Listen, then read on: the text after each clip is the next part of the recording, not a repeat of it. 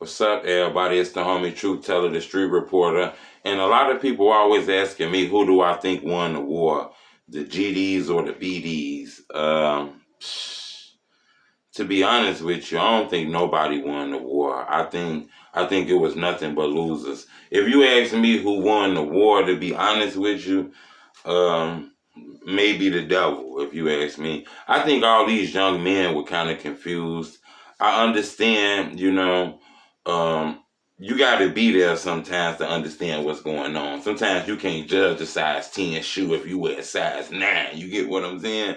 But at the same token, I think a lot of these young people kind of got caught up in a lot of, bull, if you ask me. And then I do think it was governmental and a lot of bullshit was on purpose, like being oppressed on purpose. You know what I'm saying? I always tell people the criminal not always the person who got the gun in their hand, the person who run up on you and rob you and shit like that. The criminal not the person who always the person who's selling the drugs or doing bad. Sometimes the criminal is the person who puts you in a position to make you live like that, Sometimes the criminal ain't always the bad guy, Sometimes that bad guy could be the person who put you in a position where you got to live bad in order to maintain. You can't let that go over your head. That's why I say we can't always follow the government and shit like that. You know what I'm saying? But I don't really think nobody won that war. I think a lot of these guys who killed each other from both sides could have been best friends and homies and brothers, because most of these guys went through the same struggle. Most of these guys were impoverished, lived in fucked up neighborhoods, family were hooked on drugs, didn't have dad around, didn't have mom around, grew up with grandma, granddad, all kind of shit like that. So that's why I was kind of lost to find out why was so many ops and enemies when a lot of these guys really should be like brothers and shit like that. They all went through the same struggle. You get it? They all went through the same struggle. Everybody out here going through the same damn struggle, but for some reason we laughing at motherfuckers. We beefing with motherfuckers. We trying to kill each other. But ain't nobody super tough with them other motherfuckers. You know what I'm talking about, them police. Y'all be super tough as hell with your own people, but won't be super tough with police. And I ain't saying go out there and go do shit at 12, because in Chicago lately, they've been fucking 12 up. I ain't saying go do that. I'm just saying it's backwards as hell out here. I be seeing this shit so backwards in a community where, I see, man, look, it's all about perception, man. You feel me? I don't even want to get so deep in it, but I can give you an example if you want it. That's why I say I think that BDK GDK war, nobody really won that shit. But, if you look at it from one way, you might say the BDs won because they got rich, famous rappers. You might say the GDs won because they've been killing some of the rich, famous rappers while they ain't rich. And that's kind of weird, but it depends on perception, because, say, for instance, you take a guy who live in the hood who, goddamn it, G'd up as hell. He done rented a Lamborghini.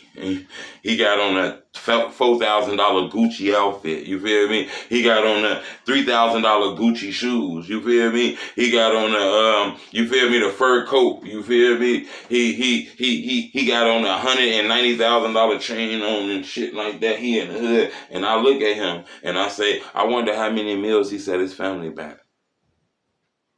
I look at him and I say, his shorties ain't gonna have no flaming house with the cheese and the meat for a long time, fucking with him trying to look like that. You feel me? I'm just saying, you feel what I'm saying? So it's all about perception. Niggas be living in the same hood. Y'all got the same zip code as me. I know your struggle. You don't gotta flex it off. You done had a good run. You done had a good summer. You had a couple good summers. Everybody had them.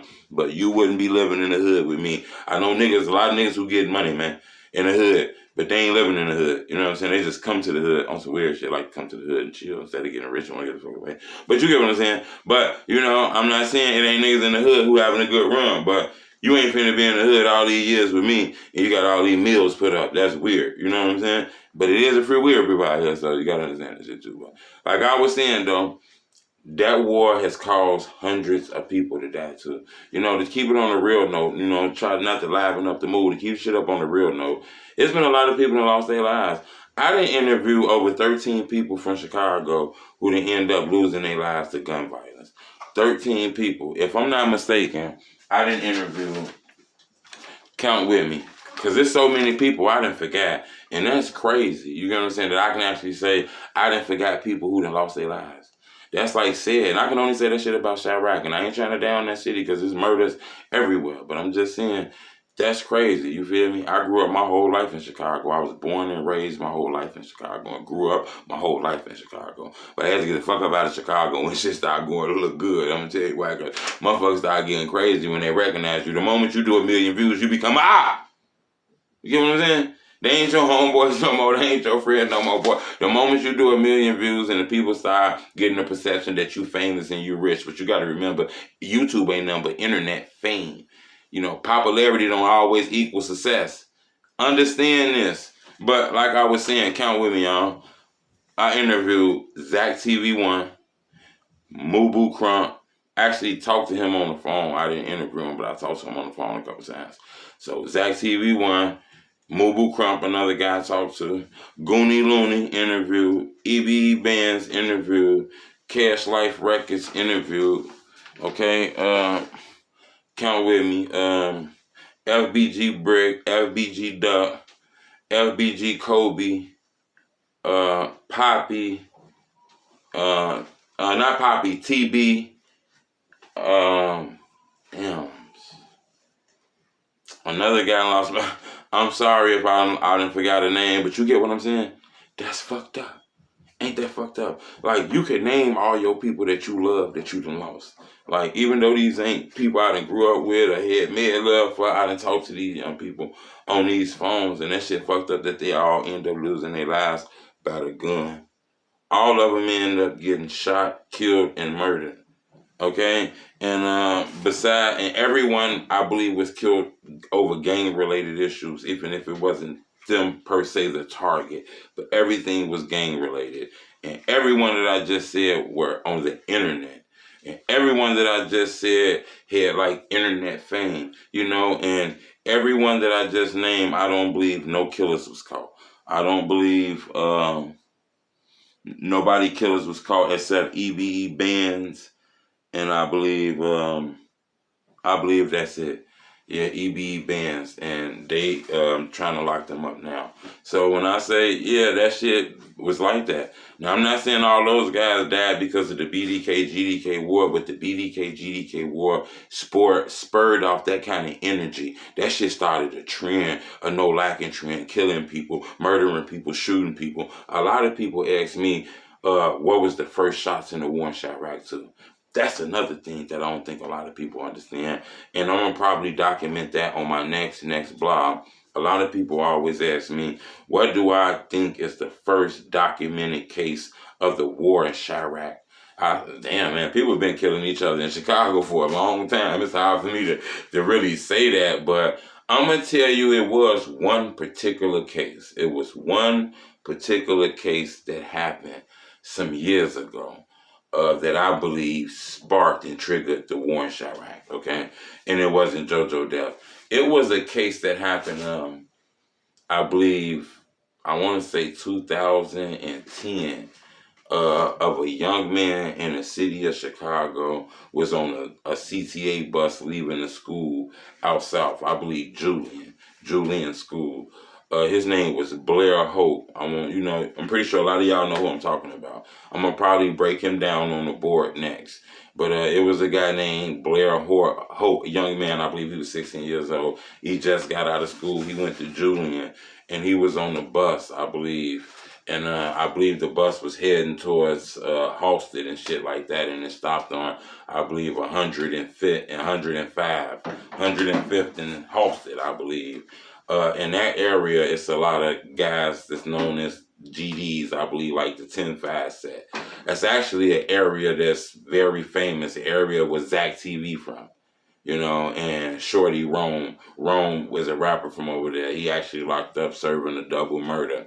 But that area over there had a horrible, horrendous crime scene a little while ago where a young man named Blair Hope was on a CTA bus, and some young men boarded that bus, you know, and got on that bus, boarded that bus, and noticed the ops on that bus. Now, It's rumors that the guy that they noticed was on the bus. You know, the ops got on the bus and noticed that it was a guy on the bus that they thought was a rifle gang member. Some shorties on some wild shit didn't go to school that day, looking for some bullshit outside, kicking and smoking and waiting for all the kids who did go to school that day to come home to get off school, and they getting on the bus to go start some bullshit with the kids. So I guess when they get on the bus, they notice shorty ass over there. You know what I'm saying?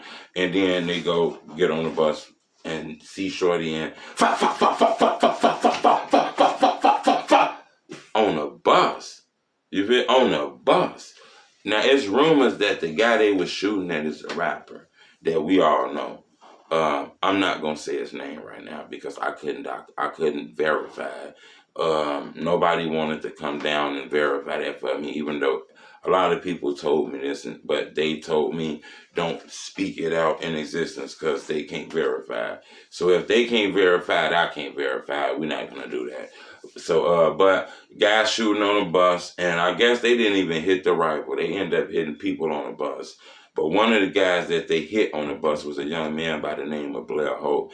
He ended up losing his life. He was killed on that bus. The man who killed him actually was caught too, if I'm not mistaken. I believe his name is Michael Pace. He was actually caught and charged with that shit. They gave him like 100-some years. He appealed it somehow. Some shit happened where his case was weird and they reduced his sentence. Well, I believe like 70 or 50 years or something like that. But, I believe that case had a lot more happen in that case that people don't understand, because once I looked at the paperwork and I looked at the police reports, I noticed that, that case was eerie, weird. It was things in that case that threw me off, and it was people in that case that's kind of like prominent in the drill culture right now, And once I noticed in the paperwork, then I figured that it was open enough to speak on, So I'm going to probably speak on that in my next breakdown. Maybe if I can get 2,000 likes on this video right here. If I can get 2,000 likes on this video, then I'm going to speak on the Blair Hope situation, because I think that's a crazy one. And a lot of people kind of swept that under the rug because that happened a long time ago. But I believe those were the first shots fired in a one-shot round.